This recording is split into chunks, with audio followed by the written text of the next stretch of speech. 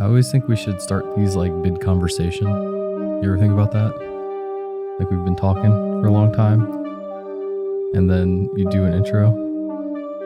You're throwing me off because you just turned on the recording and started halfway into a conversation. Yeah, I wanted it to feel like we were in a conversation, but we weren't. You should have given me a heads up. Yeah. I had no idea what you were doing. Sorry, I started doing it and I saw your face and I I was thought like, you started having a mental issue. Yeah, I yeah. thought you were talking to the ghost on the other side of you. I was talking to our third host. Welcome, everybody, to another episode of Mega Strange. We're off to a Mega Strange start today. Johnny's having an episode. He's talking to our third host, the host with the most to boast, our ghost host.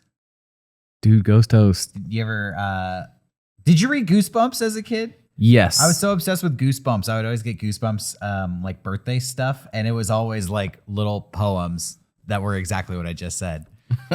To the ghost who could boast the most roast in his yoast. I guess I need to review the cards. Yeah. I'm a little rusty on what the poetry was, but you know. Welcome to my fellow Goosebumps heads out there. Welcome to another episode of Mega Strange. Dude. Yeah. You just did the theme song. That was late stage Goosebumps, by the way. As a true Goosebumps fan, I was into the book series. And by the time the show came on the scene, I was like, this is a little passe. You're capitalizing a little on childish. This trend peaked 2 years ago. And the episodes were honestly like really lame compared to the books. First of all, they wouldn't even do the books. Hey, full Goosebumps sometimes talk here. So strap in, buckle your seatbelts. They did the mask one. They did the mask one, obviously, because that was the most famous Goosebumps book of all time. Yeah. And that one was actually like a made for TV special that I'm pretty sure like inspired the show. It was like a pilot. That and then they just started like writing their own episodes. That to this day, the concept of like putting a mask on and it not coming off really scares me. I don't know why. Not only does the mask not come off, but the longer you wear it, it starts to change your voice. And then she feels and she finds that she can't find the scene anymore. That's still scary. The mask is taking over. It's possessing her. And she's like, and she's acting mean to people. Yeah. Like, give me all the fucking candy. And They they're like, said fuck. Cindy, why are you saying fuck? And she's like, don't ask stupid questions, bitch. It was scary. It was scary when Cindy called her mom the B word and refused to take the mask off. Okay, so anyway, welcome to Mega Strange, everybody. We get a little silly here sometimes. That's what this show's about. Today, we're talking, speaking of getting silly, we're talking about some silly stuff today. Internet mysteries. yes. Internet conspiracy theories and just weirdness from across the web. Internet unsolved mysteries. Yeah, we I like to call it. did an episode recently about a creepypasta known as the Backrooms. Yes. And it actually, a little behind the scenes talk for you. Our episode ran so long that Johnny didn't even get to present all the research he did on totally unrelated things. That was gonna be an internet mysteries episode, but the Backrooms lore was so expansive it just took over. And so we now come back for the thrilling conclusion to that episode. Yes. We finally get to hear what Johnny researched. Get some Johnny brain going on. A full episode of Johnny Brain. I'm excited. Oh, and Dude, the ghost host. my texted cell phone you. just went off. Yeah. Of course. It doesn't matter if we're recording at 4 in the afternoon or 9 in the morning or on Super Bowl Sunday from the Russian space station. No matter where I am or what time, somebody will text me. You should just start reading the texts you get live. It's a random actor. Oh. And another one. I'm just going to mute my phone here. Yeah, you know, when you go to broadcasting school, the first thing they tell you is silence your cell phone. But I'm a bad boy. And he just told you that for free. I don't do what the teachers tell you. Yeah. You don't have to go to broadcasting school anymore. Yeah. So, by the way, Yes. we didn't go to broadcasting school. No. We went to film school. Yeah. Johnny went to a nice film school. Nah. I went to a community college. Did you graduate? Yes. I flunked out. Okay. I almost flunked out. Really?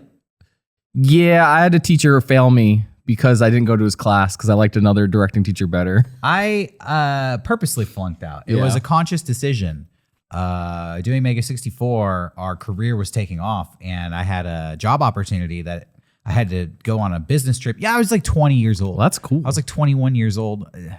Probably like 20, maybe even 19. I don't know. And I'm thinking I'm going to miss my finals to go on this trip to go do filmmaking, but I'm studying to be a filmmaker. So like, do I just jump right in or do I do my finals? I skipped my finals and the rest was history. Yes. Yeah. So no, no broadcasting school for me. I'm just killing time here. No, you're fine. I'm scared to get to these internet mysteries. Are you? I just want to vibe. Yeah, they're a little scary. Okay, so they are a little scary. You told me that you had a story about Chip Chan. I'll get into it. And I'm not even quite sure what Chip Chan is. Is that an internet personality? Is that a person? So, before you get into it, I'm just going to give like the table of contents for today's episode. Yeah. You're talking about Chip Chan. Chip Chan. Is that a person? That is a person. That is, I don't really want to say too much. I want to leave it a mystery, but it is a person that the internet unearthed from deep within the deep internet. We're talking about Chip Chan. I will be covering a phenomenon known as, this is probably an offensive name, but this is what it was referred to on the internet, Korean fan death or Korean fan death syndrome. You may not know that potentially your electric fan could kill you by literally blowing you away. You're gonna get sucked up in public. And a couple of other, similar conspiracy theories from around the world. And you have another subject for us as well. Yeah, I have. This is an internet classic. It's oldie but a goodie. The Blank Room Soup, which is a classic video that to this day is still a mystery, and I'll be showing it to you. Very nice. I can't wait. So let's get into it. Sure. Thank you for joining us on this Internet Mysteries episode of Mega Strange. Bum, bum, bum, bum, bum, bum, bum, bum, bum, bum. That the dog that when I was a kid, the dog its eyes changing scared me, but when you go back, it's the worst effect. Yeah, ever. That's the stupidest. It's like Michael Jackson Thriller. Like And then the song, like the synth changes into like a dog bark. It's like woof woof woof woof woof. Anyway, Chip Chan. We'll do a whole reaction video to our favorite episodes of Goosebumps. Yeah, on Halloween maybe. Okay, so Chip Chan. Where did you first hear about Chip Chan? I was scouring the web for internet mysteries, and every kind of article and video I found brought up Chip Chan. I was like, what the hell is Chip Chan? So Chip Chan is kind of known across the board. Yes. Would you say this is one of like the top 5 internet mysteries just on the short list? I think so, because it's so weird. Okay. But here, I'll get into it. So around 2009, the internet found this live stream of a Korean woman. Okay. She was just laying in her room with various handwritten signs behind her. Initially, these went viral due to the fact that people thought this woman was dead. Oh. But like, how could you live stream if you were dead? Well, apparently they found this live stream where she was like for hours. And they just had no idea how long she had been streaming. Yeah, and they're like, is she dead? And they just watched for hours, and then eventually she woke up. Oh, okay. She was sleeping. Yeah, they thought the woman was dead, but soon everyone realized that her sleeping patterns were just extremely weird, and she would spend long stretches of time sleeping in weird positions. I have a photo of her if you want to see. Absolutely. So let me cut to the close-up cam here. Oh, it's a little far. Let me punch that close-up cam in so the people at home can see. So this is Chip Chan. Yeah, these are photos of her live stream. As you could see behind her, there's a bunch of like handwritten signs, and she's like laying on the floor. So the stream is like from a camera in the corner of her tiny room. Yes. I don't know if you want to look at that. Yeah, let me see here. And she's got like a MacBook. Nah, it's like a white HP. Yeah. And these aren't pictures of her sleeping though. No, I couldn't. Maybe I have one. She lays on the floor? Yeah. Oh, yeah, I do have a photo of her sleeping. Oh, God, Johnny. That's just a foot pic. She's like passed the fuck out. You got to bring it back. It's out of focus. There we go. Jesus. Yeah. Why did she put her feet towards the camera? That's so intentional, obviously. But yeah, so interest grew in this woman more and more as information started to come out through these live streams. Like people would watch her, and they would realize like people would start to translate the signs. They noticed like audio clips would play that wasn't her speaking, like she had pre-recorded stuff. And people started to decipher it, and it started to get really, really strange. Well, what did the signs say? So the signs claimed that she was being held hostage by a corrupt police officer named P, known only as P. The letter P? Yeah. Okay. Yeah, and like I said before, you'd hear audio clips during her streams, where she would like bring the viewer up to speed on who P is. He's apparently a corrupt officer that is keeping her hostage. Well, geez, power trip. Yeah, exactly. I think so. These cops are always tripping on their authority. Oh, you can't jaywalk. Oh, you're not allowed to leave this apartment. Cops. So it starts to get weirder as we figure out more and more. Like, first of all, people thought she was dead. Turns out she just sleeps weird. Okay. Oh, also she sleeps for like 20 hours. Like she sleeps at for a time. Yeah, for like very long periods of time. Will she be awake extra long? Yeah, like I think she stays up super late and sleeps super long. And she's on the 2-day cycle. Yeah.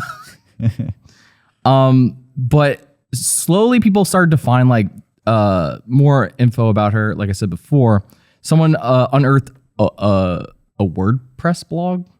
You know about WordPress? It's been a minute since I visited a WordPress blog. Yeah.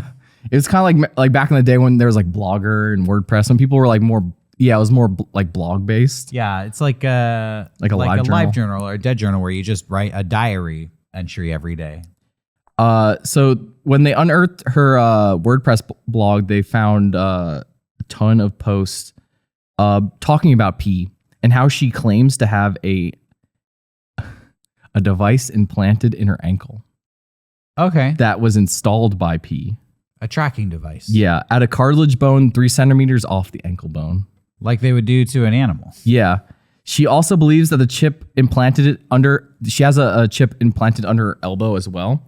But she claims that whenever P wants, he can hit a button and the implant will go off and make her fall asleep, preventing her from leaving the apartment.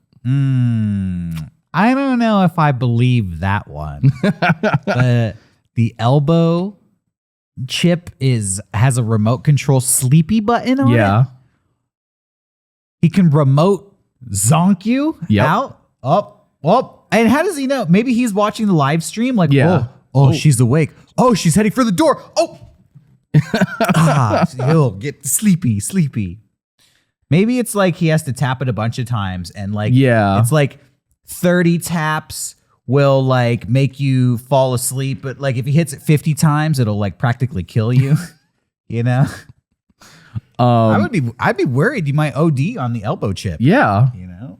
I don't know why the idea of like an unknown police officer implanting a chip in someone is really terrifying to me. I know it's very outlandish, but I think we need to stop and appreciate P for a second. Not only are you an evil criminal mastermind corrupt police officer, you're also a surgeon with access to highly advanced sleepy technology. Where do you find the time to study all this stuff, P? I'm legit impressed. Dude, for real. Like, teach me your ways. I wouldn't say that. I don't want to do that. I mean, I want to use this for good. Imagine if P was not abducting women in live streaming, but instead was like fighting crime and implanting these chips in the arms of like repeat offenders. The burglar's going back to the jewelry store. Hold on. Put him to sleep. We're good. We're good. Society is safe once again. That would be fucking crazy. Like you commit multiple offenses that they installed a sleepy it's like you don't have to go to jail, but now, you know, every time you come within 200 yards of a school, you fall asleep. I wasn't going to say a school. I was going to try to say like this guy is not allowed to go to churches or something. Yeah. I don't know what these criminals did. They're bad guys, okay? Whatever these criminals did, they deserve the elbow chip. That's what I'm saying. The elbow chip. Yeah. But yeah, like I said before, she spends like last thing. It's like the V chip when parents put that in your TV. Oh yeah, the V chip. Yeah, but it's called the P chip. So that I'll leave it at that. So let's continue. Moving on. Yeah, so Chip Chan spends like most of her life, like I said, surfing the web and sleeping, often for 12 hours at a time. Because of the nefarious pee. Yeah, she appears rather unkempt and in poor health, Aw. and extremely lethargic. Yeah. Well, we know why. Okay, it's a condition. Yeah, I saved you. I will say, because she's still active on the internet. Yeah. Where she uploads pictures and videos of skin rashes and wounds that she has like gotten over the years from just sitting down for too long. What's amazing to me. That's why they call her Chip Chan, by the way, because she like chips, like her skin chips. Oh, come on. She's got dragon scale too. Yeah, because she's just sitting down all day. What's amazing to me is that this Chip Chan personality, that the popularity grew over time, because it seems to me that the more we find out, the less interesting it becomes. Not that this is not an interesting story, but from a fan base, I'm watching, it's a live streaming of a dead body. Yeah. Oh, it's just no, the person's not dead. Okay. Yeah. That's less mysterious automatically. Oh, but they're being held captive. Oh, but I don't know if the story's believable. Yeah. Oh, but they're really lethargic and they have skin rashes. Like, at what point do you turn the stream off? I don't know. Like, I think it's like a lot of what we talk about in the show. It's like, if you want to believe, you can. But like, if we really think about it, I'm sure this person's just very unwell. Yeah, like I'm more fascinated that Chip Chan maintains this false reality and false narrative perpetually. How come? What's fascinating to me, I'm assuming, because we're not at the end of your story, but is there any evidence to suggest that what Chip Chan is saying is not true? Have we ever has she ever been caught leaving the apartment? There have been some photos of her outside, yes. Okay. All right. But they're very sparse. I see. Only when P allows it. Only when P allows it. If you had to guess, how long would you think she's been doing this? Like, what year did she start? You didn't already say what year? No, you did. You said it was 2009. That's when they first found her. Like You mean it predates? Yeah. No way. Yep. Well, hold on. Okay. All right. Maybe not the live stream, but she's been living this way for a certain... Okay, let me think. 2009 was a long time ago. Yeah. We're talking 13 years. So I remember 2009. I'm going to say she's been doing it since 2004, that she was 5 years in when they discovered her. Okay. Is that your final answer? Locking it in? Locking it in for the $1 million. And I'm not even going to phone a friend. Okay. She's been doing this since 1996. Shut the front door. That's not possible. 1996? She wasn't streaming back then, but she's been sitting on the floor. She's been sleeping like in that room. Yeah. Yes. Since the movie Scream came out, since the first movie Scream came out, she's been sitting. Tupac was alive when she started sitting on that floor. Apparently, maybe she got so sad that Tupac died. She predates Smash Mouth, the band. Chip Chan, she was a trendsetter. She has been there since 1996. That's incredible. I would love a documentary about this. I bet there probably is one, but I don't know. But maybe we can start. Maybe we'll be the documentary makers. I'm down. Chip Chan, it probably smells so bad. No offense, Chip Chan. Yeah, it probably smells Chan. so bad in there. Stinky Chan. But yeah, in her live streams, as she started gaining more popularity, she had expressed the need to the viewers to help her like dispose of P, like get rid of him. Okay. And she says the best way to help is to spread the word about P and contact a man named Park Sang-man, her former landlord. Oh, his name starts with the letter P. Dude. I'm gonna point out the obvious here. Apparently she responds to viewers via mail exclusively and comments on her blog, and she'll never chat with the stream. Like she'll never she'll never talk to them. She'll never acknowledge them. She only acknowledges people through mail and her blog. Well, how do you find out where to send the letter to? That's what I'm saying. I don't know. Maybe it's on her sign. That being said, like a few theories have been thrown around. Something that this could be an elaborate art project. I don't think so. She's been doing it for so long that I couldn't see this being an art project. You have to be so dedicated to the craft. Prestige level. Other people think she's mentally ill. which probably is the case. Okay. And the final theory is everything she is saying could be true. The final and least likely theory. And that's Chip Chan. I think you can still catch her live streaming. We've never seen pee on camera. Nope. Well, then there is no pee until I see proof. I need footage of pee. I need a picture. I need a Polaroid. Take that out of context. I need a 2008 Motorola snap. Yeah. Of some pee. Me too. No, don't loop me into this. Well, so that's Chip Chan. That is Chip Chan. Nice. That's fascinating. Sorry, continue. I wonder if we could contact Chip Chan for the show. I bet we could send her a letter.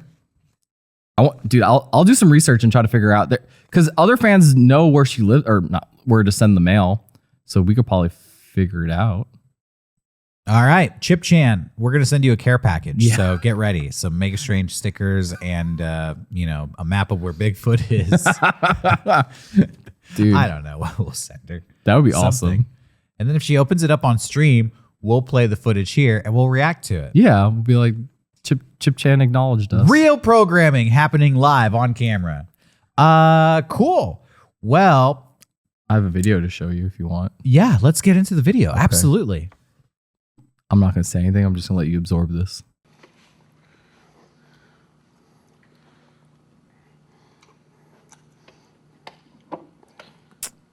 I'm glad they protected the identity of the man eating Soup. Yeah, SpaghettiOs with a giant spoon. Looks like he's being punished. Yeah. Isn't this scary? This stuff does not scare me. Really? Yes. I'm in Mega 64.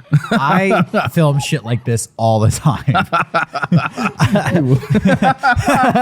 For real. Yeah, like I just be like, okay, I've set up shots like this. Yeah. Like, that's Kevin in the costume. Yeah. All right, Rocco, start eating the soup. Yeah, Johnny, that's you in the costume. That's Johnny and Kevin. Rocco's eating the soup. I'm behind camera being like, okay, now pet him. All right, Rocco, more crying. More crying. I'm more crying. Anyway, that's pretty much it. This is an oldie but a goodie. Okay, what's it called? It's called Blank Room Soup. Blank Room Soup. I feel like I have. Oh, excuse me. I feel like I have seen that. Yeah. And there was an era of the internet, like the mid 2000s, where photographing and filming surreal, abstract stuff was really popular. Like, did you ever see like the little goblin guy with milk in a series of photographs? He was like always spilling milk on like these girls in a bathtub and stuff. Yeah, It's yeah. just like this weird photo set. I almost grabbed another classic, but I didn't do it because I thought it was like widely covered on the internet. I Feel Fantastic. Did you ever see that? No. It's a video of this like robot woman going like, I feel fantastic. And it's like really scary. Okay. But maybe I'll cover that in the future. That reminds me of like Wire Therapy by Shay St. John. Yeah, it's very Shay St. John, also R.I.P. I used to love their videos. Anyway, Okay, so what is this? so here's the thing: a lot of people don't know. Like, there's not a lot of information about this video to this day. The earliest upload of this video was posted on YouTube by an account called Renaissance Men on November 26, 2005. Wow. Titled "Freaky Soup Guy." Okay. It gained over 900,000 views in 16 years. So it wasn't super viral. It took a long time to get almost 1 million views. Mm-hmm. Once again, sounds like a Mega 64 video. Are you sure we didn't make this? Yeah, I mean you tell me. It's the same trajectory as all our stuff. So there's a lot of rumors about this video. Some people claim it came from the deep web and it's depicting a man being tortured. It has been suggested that he's being forced to eat soup that may be made of his murdered wife. Okay. That's why he's crying. You remember South Park? Oh. Yeah, there's a South Park episode where Scott Tenorman had to eat chili made out of his parents. Exactly. And Cartman literally did this. So I feel like it's literally around the same time. Yeah. So I feel like that's probably just one kid being like, it's probably like the Scott Tenorman thing. Yeah, exactly. So for real. Like, there's not a lot of information. It's mostly just that video. There's a couple tidbits that I can give you. Okay. Yeah, please. If you want to kind of like piece it together yourself. What we do know is there's an artist named Raymond Percy who designed those suits for his stage show. But apparently one day after one of his shows, someone stole the suit, both suits. Okay. And they were missing for years. Until this video popped up. So various YouTubers have tried to like decipher this and like get more information. This YouTuber Rainbot messaged Raymond through Tumblr to find out like maybe he knows the origins of this video.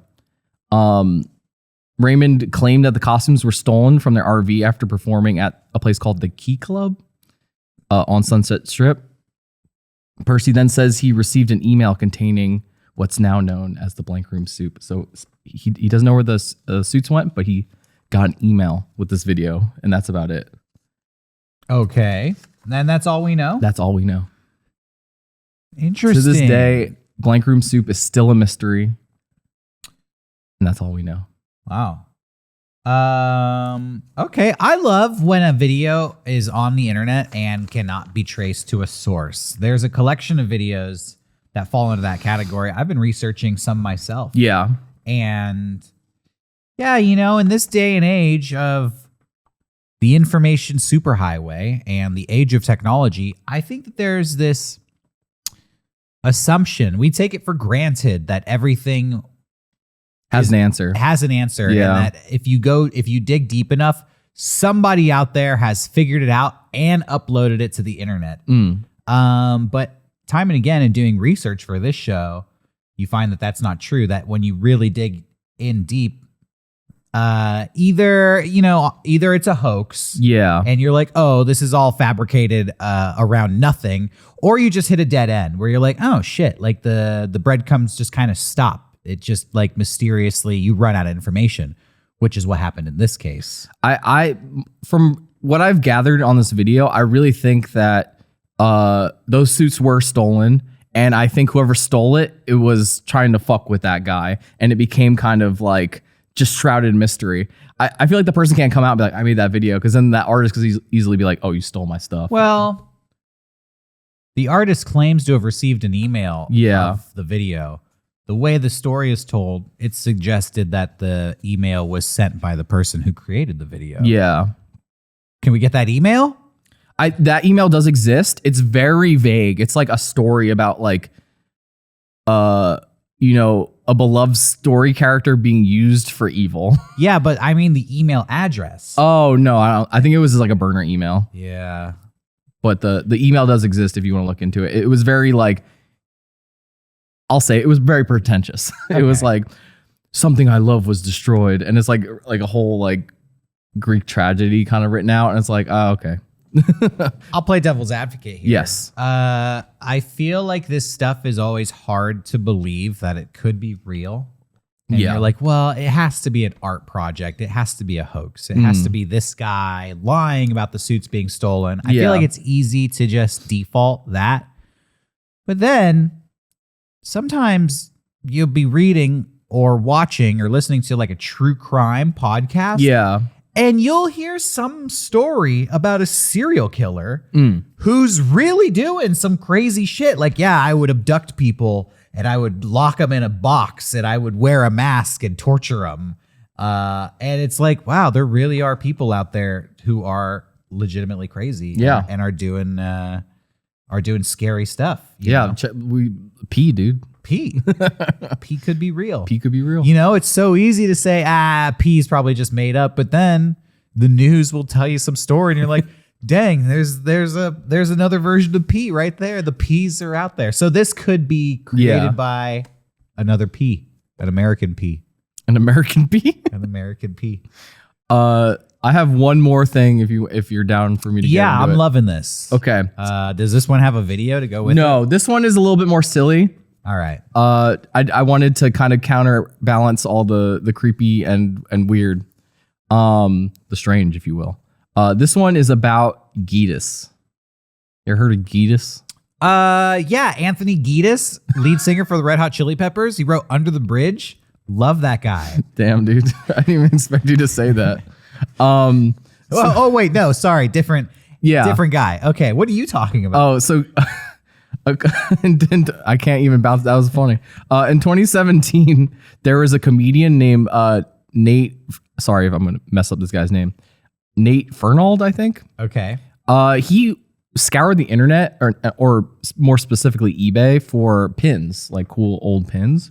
Okay, nice. I forgot to print it out, but he found a pin of a little guy, and it just said Geedis on it. So he went to Twitter and it was like, guys, who the fuck is Geedis? But he was only met with more questions. People soon unearthed this photo. Is this what the pin was? Yeah. It's Geedis, dude. Geedis. It says Geedis. Okay. Walks on all fours. Yeah. Let me help you here. That's fucking Geedis, dude. Oh yeah, that's hard to get there. This stupid mouse is in the way. Sorry. There we go. Finally. Geedis, everybody. Look at that. That's him, bro. Hello, I am Geedis. He has his name there.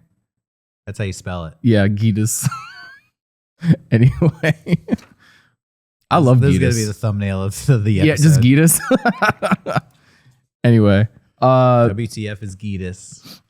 Yeah, so people they weren't able to find any info about the pin, but they found this sticker. This is a sticker of Geedis. Okay. All right. And people like started assuming like, is this part of some type of lost media? Is this like a Geedis. character from a lost 80s show that no one remembers? And then people started coming out of the woodwork like, oh, I remember Geedis. And he was from the show, blah, blah, blah. Exactly. Geedis. And it took years and years until someone found the full sticker pack that this Geedis thing is from. And let me tell you, even more questions were. So this is the sticker pack he's from. Wow. Let me help you here. Denison stickers, self-adhesives, 4 sheets per package. We have, so Zoltan, this green demon guy goes by Zoltan. He's holding an alligator snake. It's a snake with an alligator head. You probably can't even see because of the shine there. Next to Zoltan is a troll holding a snake with an American bald eagle for a head. His name is Harry. This C-3PO looking motherfucker down here. It's like the creature from the Black Lagoon. Yeah, it was a robot. Fucked C-3PO. And this thing was their baby. It doesn't even have a name. It's 2 dots. I think, some stuff got cut off, but. No, there's the name there, but it's just 2 dots. So we'll call it 2 dot. 2 dot. That's a pretty good name. And then there's like Paladin, blue. I like that guy. Goblin. He's holding a staff with another dragon. Whatever. His name is Iggy. There's a tall bird-nosed paladin holding a golden staff down here to the bottom right. And then at the bottom, Geedis. And then cut off at the very bottom. Old Geedis. Can you read what it says right here?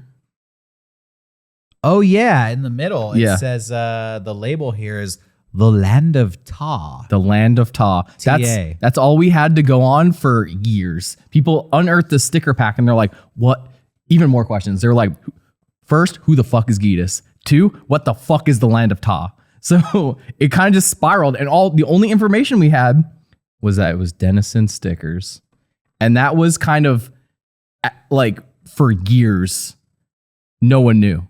It just kind of was an internet mystery. People would make jokes. People would make shirts about Geedis. Yeah. I want a Geedis shirt. Yeah, you could buy Geedis pins. Dude, I'm down with Geedis. This is cool. But then recently. Oh, no. How recently? 2019, August. Everything happened in 2019, man. Yeah. Yeah, it was right before the world ended. I don't want to get dour. Sorry. Okay, August 2019. Take me August back. 23rd, 2019. There was a podcast called The Endless Thread, where they did a whole episode about this sticker pack. And they contacted Denison, and they're like, can you give us some information about this? And they were kind of like, we have in our system every sticker sheet imaginable. And they couldn't find this one. And then eventually they got a response from someone at their main headquarters that was like, "Oh, we found the Legend of Toss stickers." And there's not a lot of it. It's still kind of a mystery. They know that this artist, Sam Pertucci, drew all these. He is mostly known for designing the original G.I. Joes. Oh. For Hasbro. He designed all the original packaging for the G.I. Joes and a bunch of other stuff. Apparently, he went mostly unknown for years. This is probably my favorite part of the story. He finally has a Wikipedia page because of Geedis. Nice. Like there was no information about this guy until people unearthed Geedis. Geedis made it happen. Imagine you are one of the guys who created G.I. Joe. Yeah. But nobody gives No. two shits. And you get famous because of this thing you drew who walks on his hands and feet called Geedis. Geedis. This little gorilla pig. This gorilla dog pig. People love it. named People love Geedis. And it happens like 30 years after you fart out this Geedis dog pig. And it's like, I made G.I. Joe. You're living in obscurity for decades. Yeah. I made G.I. Joe and I can't even afford to pay rent. Nope. And then people are like, yo, the dude who drew Geedis. Sadly, he passed away in 2013 before we... You died He died. before you even knew you got famous. So everyone out there, look up Sam Pertucci and look at his work. Dude.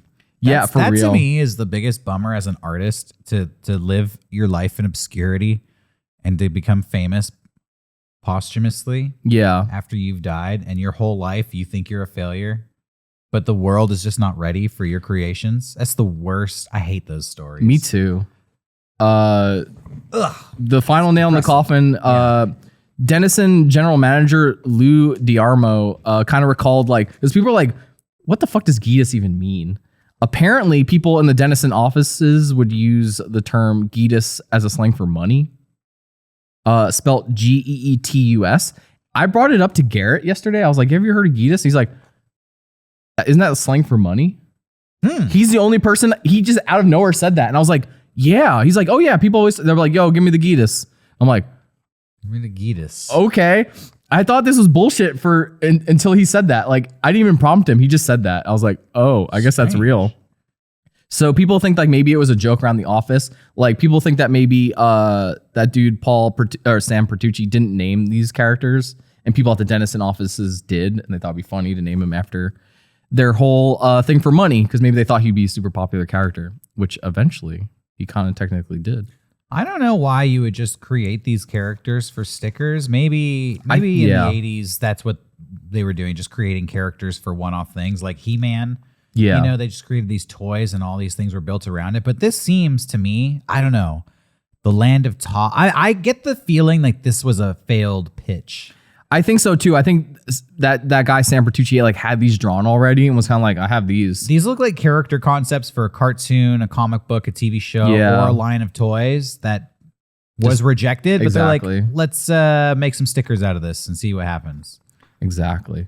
But at the end of the day, the part that to bring it full circle here, I told you about that comedian that found that pin on eBay where it just said Geedis. Yeah. Apparently, Dennison never produced pins.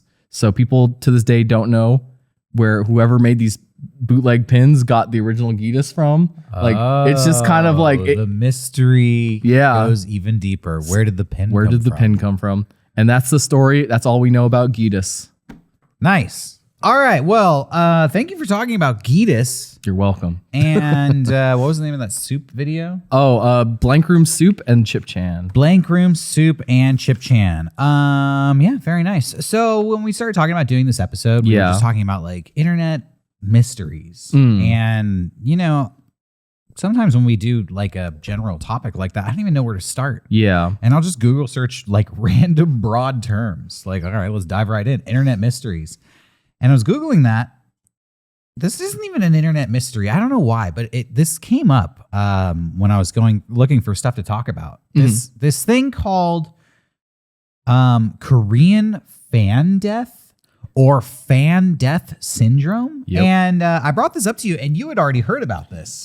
In art school, a lot of the student base for me at SVA, they were Korean. So I've extensively heard about Korean fan death. Oh, well, what would the students that you went to school with tell you? By the way, what year was this? This was 2013, 2012, around then. That's right around when the widespread belief in Korean, I'm just going to call it fan death. Yeah. Fan death started subsiding. Oh, okay. The mid 2000s. I for one of my short films, our sound person was Korean, and he told me about it. He kind of, I'll just give you generally what he said. He just said like, oh, I don't like to sleep with fans on, because it'll suck the air out of my breath. Like it'll suck the breath out of my lungs. And I was like, excuse me? And then he told me about how, I don't want to step on your research here. No, I'm actually just genuinely interested in how you came to hear about Yeah, this. he said that a lot of Korean fans will have a timer on them to shut off at night.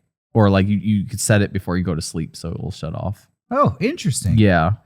Well, yeah, that's basically it. Fan death is this belief in the alleged death of human beings as a result of running an electric fan in a closed room with unopened or no windows. Either a room with no windows or the windows are closed. I do this every night, so I feel like you're gonna scare me into turning my fan off. Well, it is widely accepted and regarded that fan death is impossible. Okay, cool. But despite that, the belief in fan death persisted in parts of Korea and to a lesser extent in Japan. Okay. For a long time, up into the mid to late 2000s. But I mean, presumably, even to this day, I'm sure there are people who still believe this is true. So the fear in Korea seems to date back as early as 1927. Damn. 1927. I didn't even know they had electric fans back then. It makes sense. Yeah. If you like think of like old war movies, I feel like sometimes maybe you'll see like an old fan. That must have been like the height of technology. Yeah. That must have been like the Tesla self-driving car. Dude, yeah. The self-blowing fan. The no big longer white do you buttons. have to use your hand and fan yourself like a dummy. We got a robot that can fan for you. It's called a fan. So in 1927, there was this story published in this newspaper, which the name is in Korean, but it basically translates to domestic and international daily news. Okay. And the headline was called Strange Harm from Electric Fans. And I'm going to do it in the 1927 voice. Strange harm from electric fans.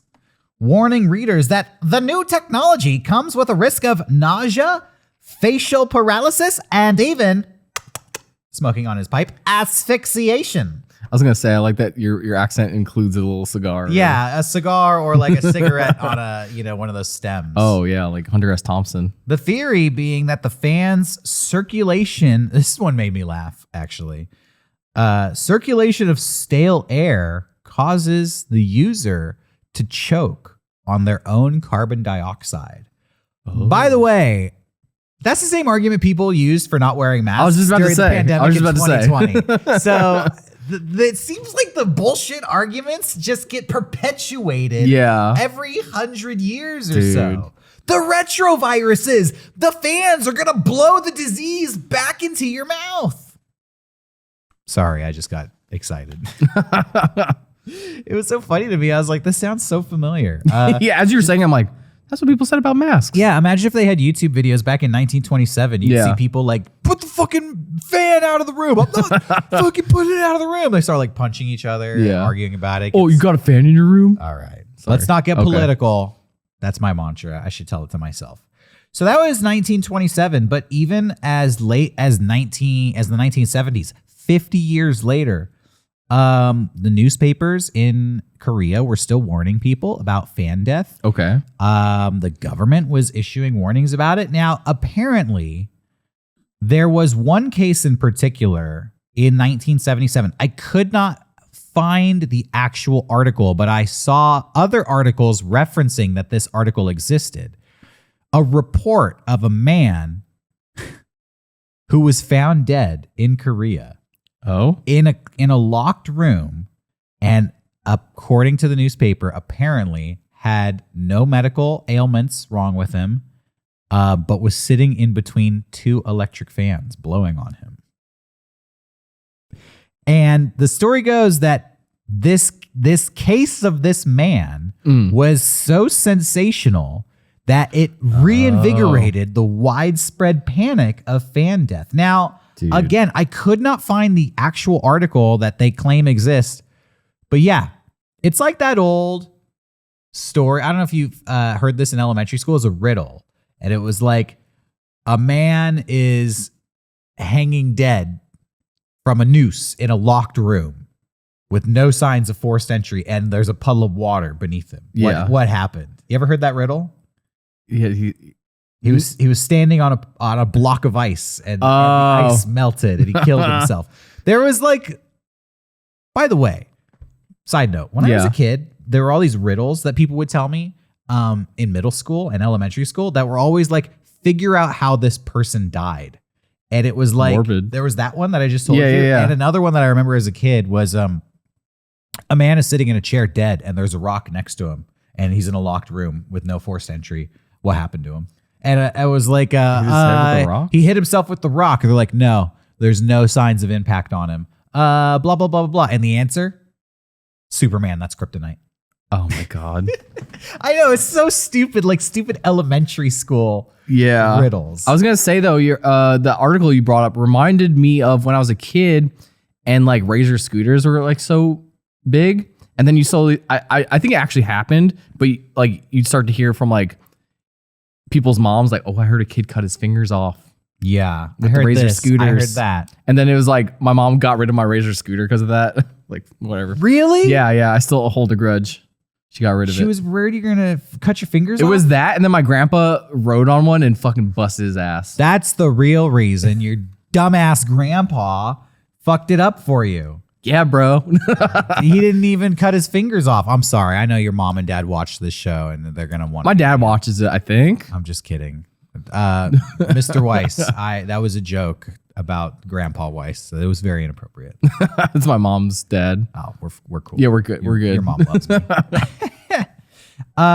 So some people think that the story of the man was planted by the by the South Korean government. Okay. Because it happened to coincide with the 1970s energy crisis that was hitting Korea. This, I did read in my research, is a theory that the Korean government perpetuated the idea of fan death to curb down on energy consumption. Now, I don't know how much energy electric fans are consuming, if that is the number one energy drain in a household. But I guess maybe if you convinced a whole nation of people to not run a fan for more than 15 minutes, you might save a little energy. You might save a little money on that energy bill. I'm not sure. Yeah, I always assumed fans don't take that. I always assumed more the compressor on an AC unit would do way more. Yeah.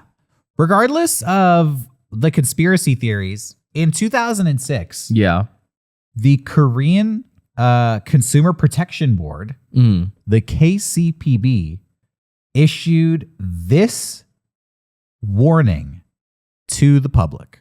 And it reads, if bodies are exposed to electric fans or air conditioners for too long, it causes those bodies to lose water, can cause hypothermia, and if in direct contact with an air current from a fan, this could lead to death from an increase of carbon dioxide saturation, concentration, and decrease of oxygen concentration. The risks are higher for the elderly and patients with respiratory problems.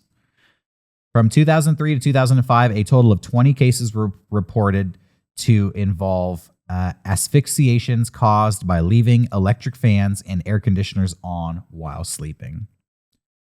To prevent asphyxiation, timers should be set, wind direction should be rotated, and doors should be left open. End quote. Okay. That's from the KCPB, bro. That's wild. Yeah. 20 cases in 2 years? That's an average of 10 cases a year. That's almost 1 death a month from electric fan related asphyxiation. Yeah, where are they getting this from? I really don't know. Yeah. I really don't know. It might sound crazy to you or me. It might sound strange. It might sound unbelievable. But then I looked into it. A lot of cultures actually have weird views towards wind and wind-related illnesses. Oh. Yeah, and this actually goes back in history a long way. First of all, Yeah. are you aware of something called traditional Chinese medicine, also known as TCM? No. TCM, or traditional Chinese medicine, is like a holistic health practice. Okay. Growing up in Southern California, I'm very familiar with people who claim to be masters of TCM, even though they spend a lot of time shopping at Whole Foods and hanging out at the beach. Just sorry. And are not of Chinese descent, I should say. Side note here. RIP James Randi. I just want to say one of my favorite videos of all time is look it up on YouTube. This old magician James Randi. He took a bottle of holistic medicine sleeping pills. Yeah. And he took all of them on stage. And Wow. he's like, let's see if I die. James Randi is a G. He was awesome. Famously a magician, but also a debunker Yeah. in claims of paranormal activity and mysticism. And I'm sure he researched what was in that stuff. And he's like, this is all bullshit. He explained that holistic medicine is like you have Advil, you take a single Advil, you drop it in a lake, and then you wait for it to dissipate throughout the gigantic lake, and then you start selling cups of the lake water saying it's aspirin. That's how he explained holistic medicine. Wow. Anyway. Well, on that note, Chinese medical texts have warned of readers of something called wind insanity and wind insanity scream. wind insanity, wind stupidity, That's all I got. and generalized wind illness. Okay. And I read into this briefly, and, you know, it's kind of based in this idea of keeping your body in harmony, Okay. of like existential forces being able to change your body in certain ways. It's also based very much in like elemental things. So like earth elements, earth, fire, wind, water. And I didn't read too much into it. I'm not an expert. I just kind of wanted to get some context for wind illness and wind stupidity. Like, what was the idea behind this? And basically it was this thought that like, yeah, cold winds can cause illness, can cause things like hypothermia, can blow germs at you. This is kind of like a modernized interpretation of the idea, but basically that the wind can affect your stasis, affect your immune system, and infiltrate you with some sort of like negative, harmful, I will say energy, but I think it's more in the terms of like disrupting your stasis and your harmony and your equilibrium. I know in like America in like the maybe like the 20s or even earlier, doctors would suggest patients with like sicknesses that they couldn't heal. They would say like go to the beach and take in like the beach air and as like a healing factor. But so there you go. So I feel like it's like all over the world. I think there was a moment where like wind kind of was not only that, most, if not all Americans do believe in the concept, or at least have been told by their parents or elders not to go outside when it is cold because they will catch an illness. Yeah, when I was a kid, my grandma would be like, don't go outside with when your hair's wet, you'll catch a pneumonia. Do you think that's true? No. Yeah. Do you think going outside in the cold will make you more likely to get sick? No, I think people just because the cold seasons are when people get sick. Yeah. And I think people just associate it with it. Yeah. That's always been my theory. It's I actually I did believe this for a long time. Yeah. And my mom to this day still believes it and tells me all the time, like, Yeah. don't go outside when it's cold, you'll catch a cold. And I Yeah. actually had to have like a serious conversation with somebody who was like, you know that that's not based in science whatsoever. And I was like, no, it is. Like, you'll get cold and it'll cause your body to react, and and they just flat out said, you get sick from germs. Yeah. And I was like, yeah. And they're like, the cold is not a germ. You can't get sick from it being cold. I was always told that the cold would lower your immune system.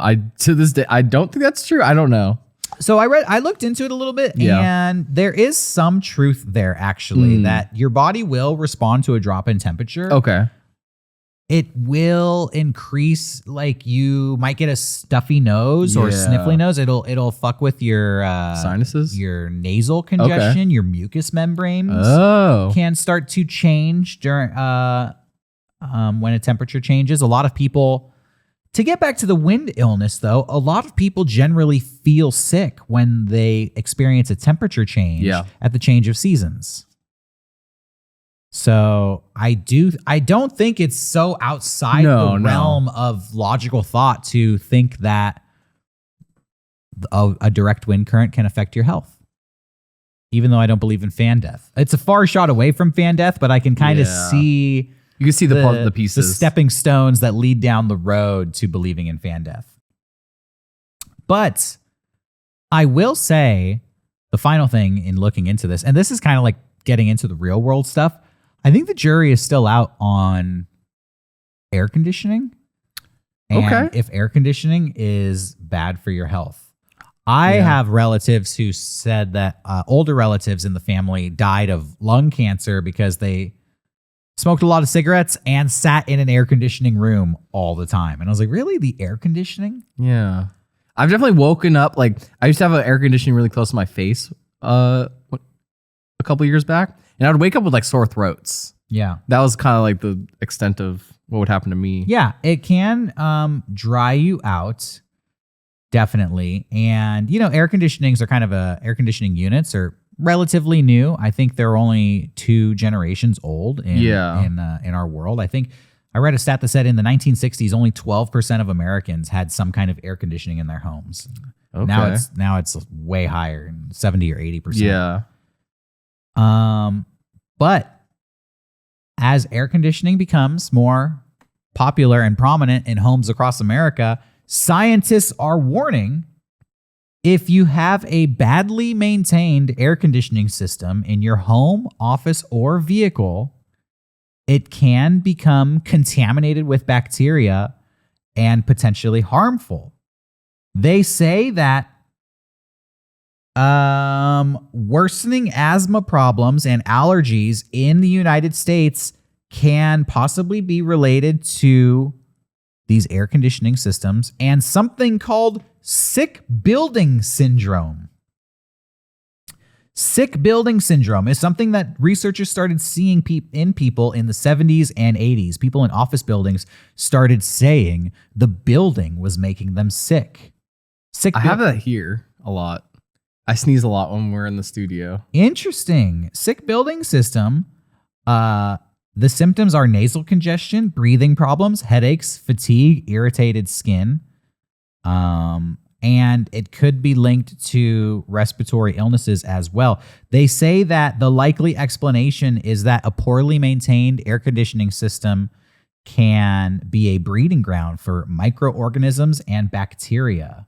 It makes sense. Like, I assume they're filled with dust and shit. Well, not only that, air conditioning system has like water in it to use for cooling, and it's bringing in like hot air and pumping out cold air.